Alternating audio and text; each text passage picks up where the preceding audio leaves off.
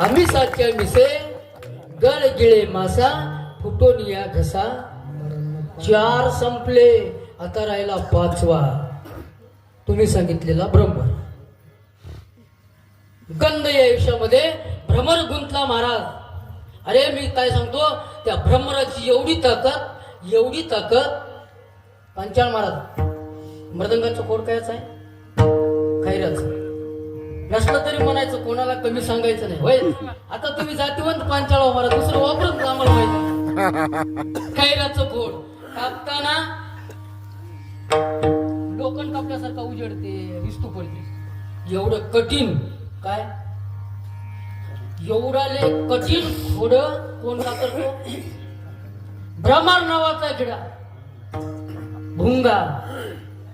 महाराज माऊलीत ज्ञानोबा म्हणतात, भ्रमर भेदी खोडे भलतेनी काष्ट कोरडे.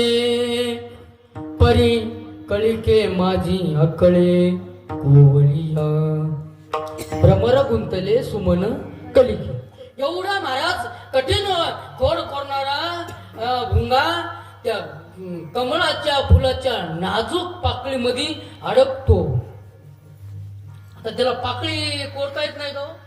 अहो सहज त्यांनी डुसणी मारली तर पाकळी फाडून जाईल, पण तिथं भुलतो, त्या गंधाला सुगंधाला भुलतो आणि तिथंच गुरपट मारतो, तिथंच वेळे मारतो, तसाच थांबतो. संध्याकाळ होते, त्याच सरोवरावर हत्ती येतो आणि क्रीडा करत असताना हत्ती त्या कमळानं फूल तोडतो आणि दाढे खाडी रगडतो. भुंग्याचं काय झालं? गेला भुंगा. बरं, त्या भुंग्यात किती ताकद होती? किती ताकद होती मी सांगितलं. मोठमोठे खोड कोरायची ताकद होती. कोण्या भुंग्याचं सांगतो? कोण्या भुंग्यामध्ये किती ताकद होती सांगतो. अहो या भुंग्यात, ते भुंग्या जाऊ द्या, ते उगाच दृष्टांत माऊलीने संत महात्म्याने जगाला कळाव म्हणून दृष्टांत केलेले. ह्या भुंग्यात किती ताकद आहे?